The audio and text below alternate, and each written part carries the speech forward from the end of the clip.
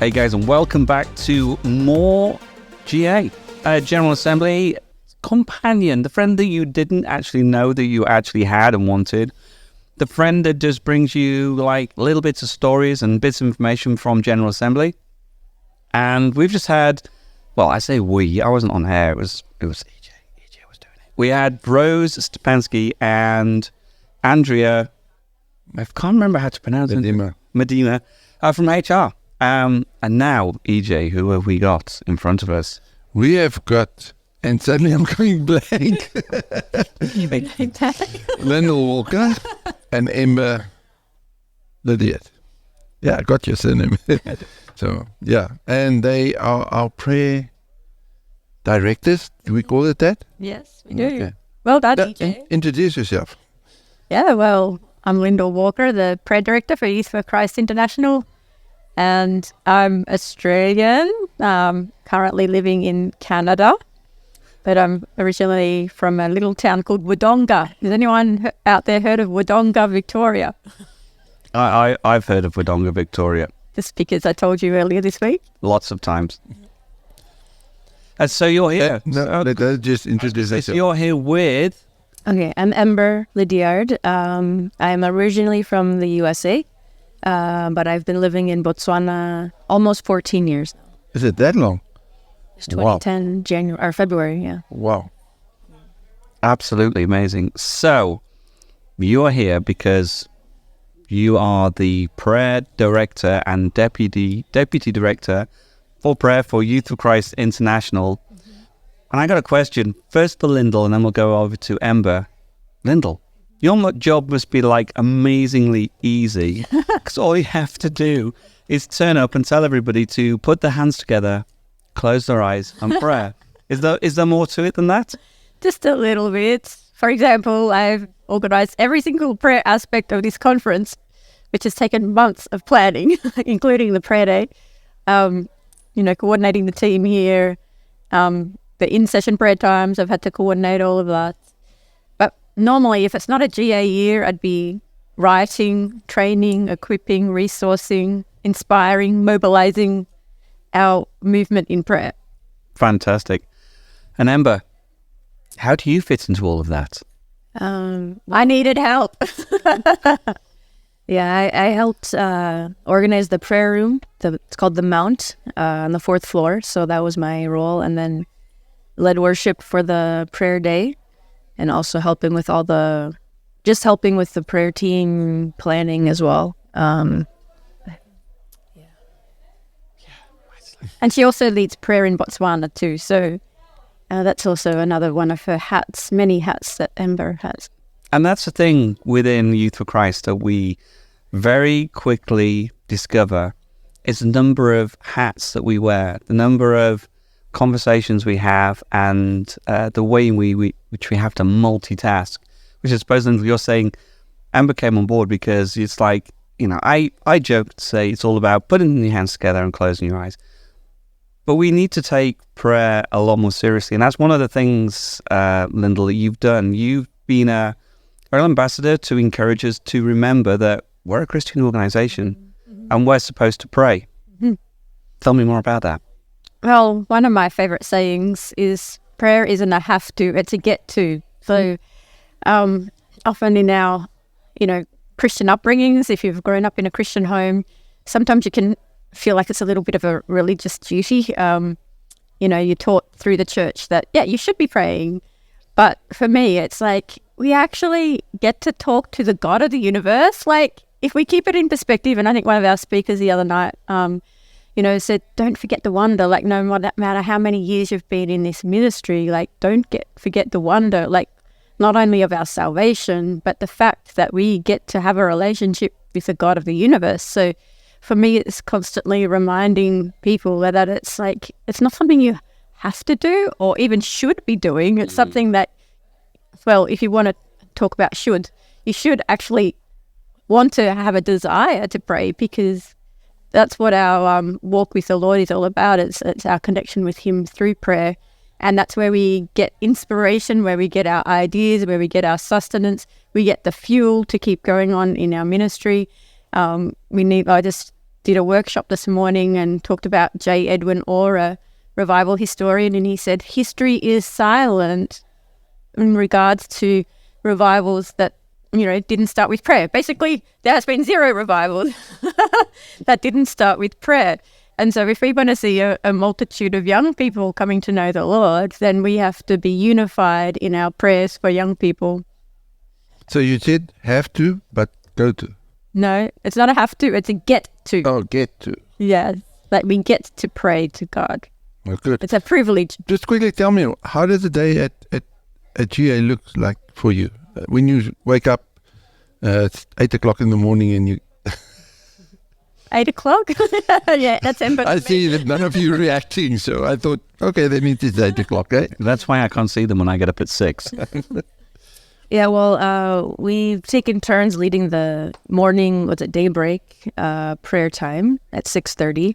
So I did it the first day, led worship for that and prayer. Then otherwise we have different teams who are at 8 a.m. to pray over the speaker, the band for the day, just pray over the room, the production team, the cameras, just that everything runs smoothly. And then we take part in the, worship and prayer and the speaker. And then if there's, there's always an in-session prayer time after each time. So that was Lyndal who coordinated those. Sometimes they ask us to come on stage to do stuff or just in the audience there. Do you see, you could do the same thing that I do. Are they an audience? Are they a congregation? Yeah. Are they a crowd? Yeah. I haven't nailed it down yet. Yeah. The people. And the people who are praying. Yes. Maybe we should come up with a new word.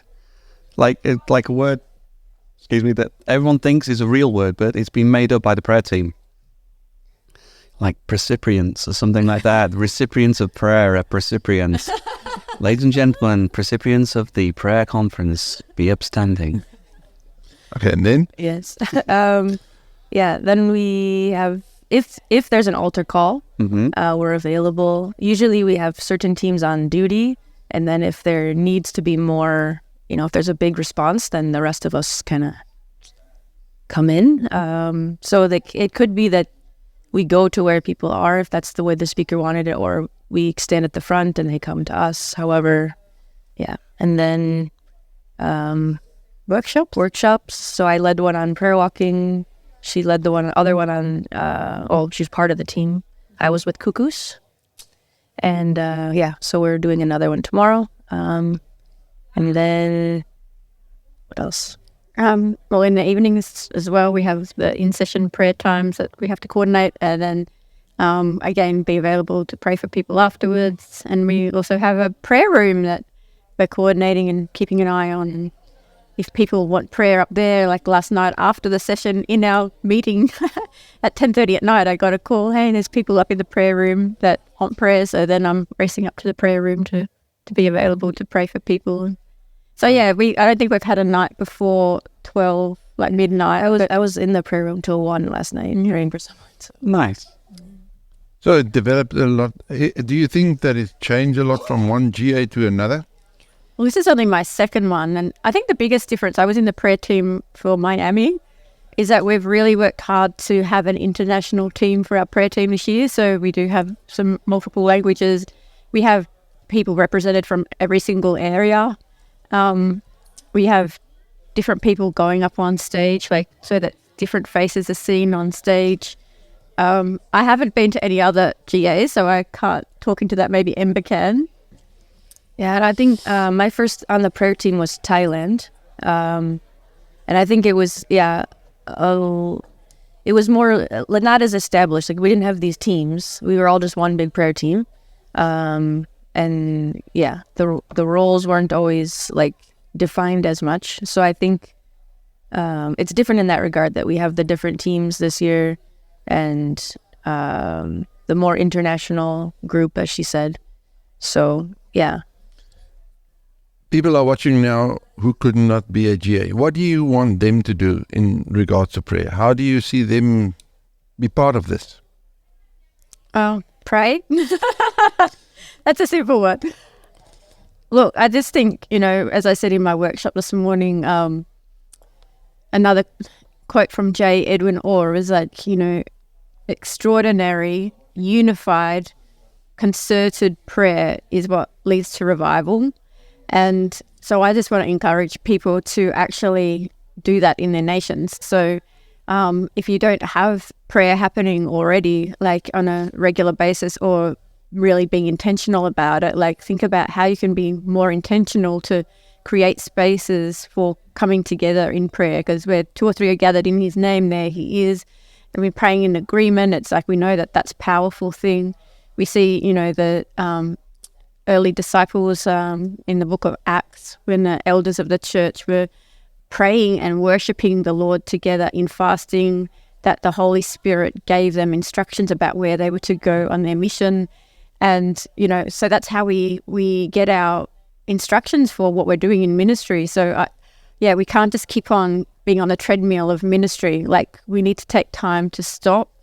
We need to take time to just reflect. We need to take time to listen to the Lord, and we do it all through prayer.